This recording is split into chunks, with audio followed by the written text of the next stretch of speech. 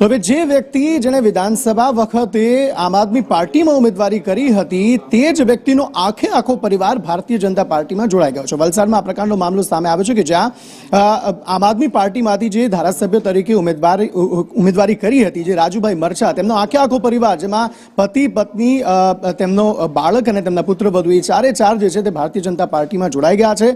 આપ નેતા છે રાજુ મરચા જેમનો આખો પરિવાર જે છે તે ભારતીય જનતા પાર્ટીમાં જોડાયો છે જેમાં પુત્ર પુત્રી પત્ની જમાઈ અને વહુ આ તમામ લોકો ભારતીય જનતા પાર્ટીમાં જોડાઈ ગયા છે। વિરોધ પક્ષની ભૂમિકા ભજવનાર જે છે તેમનો આખો પરિવાર આજે વિધિવત રીતે ભારતીય જનતા પાર્ટીમાં જોડાઈ ગયા છે।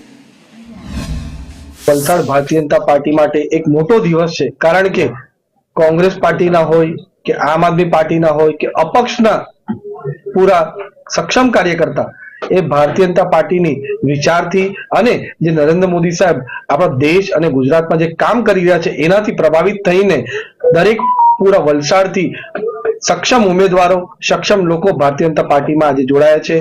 વોર્ડ નંબર 2 માંથી રાજુભાઈ મરચા જે આમ આદમી પાર્ટીમાંથી ઉમેદવાર હતા એમને સારા એવા મત પણ મળ્યા હતા, એમનો પૂરેપૂરો પરિવાર આજે ભારતીય જનતા પાર્ટીમાં જોડાયા છે। એ સ્ટેન્ડિંગ કોર્પોરેટર પણ છે અને એમની દીકરી ઉર્મીબેનને અમે ટિકિટ પણ આપણે વોર્ડ નંબર 2 માંથી આપી છે। એ રીતે જ અમારા વોર્ડ નંબર 11 માંથી બી આમ આદમી પાર્ટીના 11 વોર્ડ નંબર 11 માંથી આમ આદમી પાર્ટીના પણ અનેક કાર્યકર્તાઓ ભારતીય જનતા પાર્ટીમાં જોડાયા છે।